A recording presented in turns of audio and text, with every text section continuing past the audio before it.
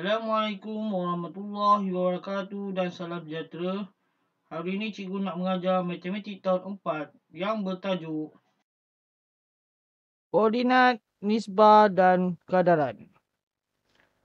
Murid boleh mewakili hubungan antara dua kuantiti dalam nisbah 1:1 hingga 1:10, 1:100 dan 1:1000. Nisbah.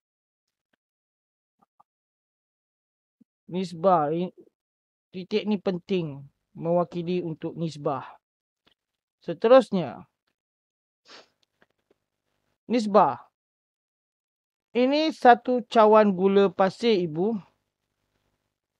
Lim, tolong ibu sediakan satu cawan santan pekat pula. Okey, ini bahan-bahan yang diberikan.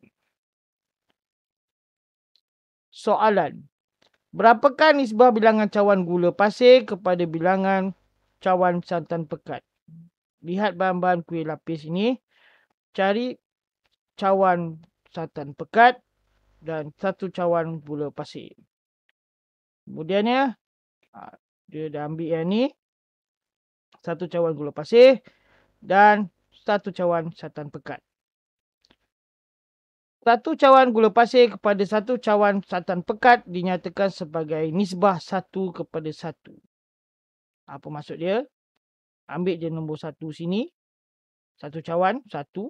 Dan sini pun satu cawan. Jadi nisbah 1:1 ditulis sebagai 1, 2 titik ni dan nombor 1 semula. Nisbah bilangan cawan kepada gula pasir. Nisbah bilangan cawan gula pasir kepada bilangan cawan santan pekat ialah 1:1. Maknanya, murid kena tulis seperti ini. Nisbah bilangan cawan gula pasir dulu. Yang ini. Sebab soalan minta gula pasir dulu. Kepada bilangan cawan santan pekat. Ialah 1:1. Seterusnya. Soalan. Nyatakan nisbah bilangan cawan gula pasir kepada bilangan cawan tepung beras. Cari satu cawan gula pasir. Dan cari lagi bilangan cawan tepung beras. Ini 1. Yang ni 2. Okay. Tips dia. Nisbah ialah perbandingan antara dua kuantiti yang mempunyai unit yang sama. Okay. Macam mana nak buat? Kita ambil satu cawan gula pasir dahulu. Sebab dia minta yang depan ni dahulu. Ini satu cawan gula pasir. Kemudian ambil pula cawan tepung beras. Tepung beras ada 2 cawan. Jadi nisbah 1:2. Okey, ni 1:2. Ditulis sebagai 1 dan apakah jawapan di sini? Adalah 2. Dan ayat penuhnya ditulis nisbah bilangan cawan gula pasir kepada bilangan cawan tepung beras ialah 1:2. Seterusnya, bilangan buku cerita yang dibaca dalam seminggu oleh 4 orang murid. Okey, Janaki, Sherry, Kun, Nora. Ini ada 1 buku cerita. Sini ada 4 buku cerita. Ini ada 6 buku cerita dan ini adalah 5 buku cerita. Nyatakan nisbah bilangan buku cerita Janaki kepada bilangan buku cerita Nora. Pertama sekali, murid kena tahu bilangan buku cerita Janaki. Iaitu 1 saja dan Nora ada 5. Bilangan buku cerita Nora ada 5. Jadi nak tulisnya seperti ini. 1:5. Nisbah 1:5. Dan ayatnya, nisbah bilangan buku cerita Janaki kepada bilangan buku cerita Nora ialah 1:5.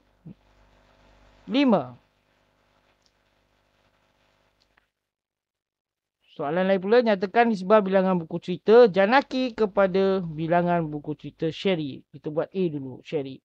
Sherry ada 4, Janaki ada 1. Soalan minta Janaki dahulu. Kemudian, baru cerita Sherry. Dan ayat dibuatnya dan jawapan dia seperti ini. Nisbah bilangan buku cerita Janaki kepada bilangan buku cerita Cherry ialah 1, 4. Bagaimana dengan Kun pula? Kita cari Janaki dulu 1. Kun ada 6. Jadi jawapan macam ni. Nisbah bilangan buku cerita Janaki kepada bilangan buku cerita Kun ialah 1, 6. Seterusnya. Apakah nisbah jisim ikan kepada jisim ayam yang dimasak oleh Ibu Ciu? Ikan, tengok timbang ini 1 kilo. Manakala ayam 10 kilo. Nisbah tidak perlu ditulis unit. Tak payah tulis unit. Kalau sini kilogram, sini kilogram, sama, tak perlu ditulis unit. Jadi 1, nisbah 1 kepada 10. Nisbah jisim ikan kepada jisim ayam ialah 1, 10. Seterusnya, gambar menunjukkan harga 3 jenis barang yang dibeli oleh Abang Fuad. Penanda buku RM1. Kasut bola RM100. Tablet RM1000. Nyatakan nisbah harga penanda buku kepada harga kasut. Penanda buku berapa? RM1 dan kasut RM100. Jadi ini RM1. Yang ini RM100. Tulisnya seperti ini. 1 kepada 100. Nisbah harga penanda buku kepada harga kasut ialah 1 kepada 100. Nyatakan nisbah harga penanda buku kepada harga telefon. Penanda harga buku ialah RM1. Harga telefon ialah RM1000. Jadi kita kena tulis nombor saja, tak perlu unit RM ni. Jadi tulis ni 1. Yang ni kepada RM1000. Nisbah harga penanda buku kepada harga telefon ialah 1 kepada 1000. Lihat gambar di sebelah. Nyatakan nisbah isi padu jus timun kepada isi padu jus lobak. Ni jus timun 1 liter, jus lobak 4000 ml. Pastikan unit adalah sama untuk menyatakan nisbah. Maknanya kena sama. Yang ni liter, yang ni mililiter. Tak sama. Jadi kita tengok macam mana buat untuk samakannya. 1 liter jus timun sama dengan 4000 ml jus lobak.